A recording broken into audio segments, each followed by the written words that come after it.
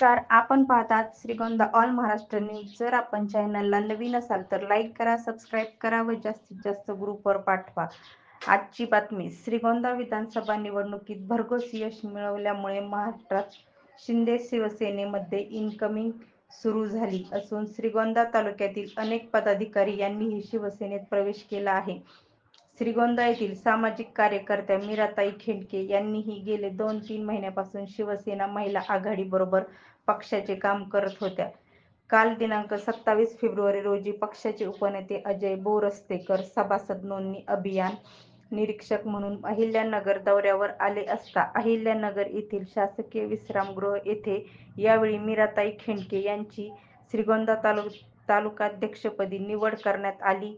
तसे पत्र महिला जिल्हा अध्यक्ष मीरा शिंदे यांनी त्यांना दिले. पक्षवाढीसाठी काम करणार असल्याचे खेंडके यांनी सांगितले. त्यांच्या निवडीचे सर्व स्तरावर अभिनंदन होत आहे. यावेळी अनेक मान्यवर उपस्थित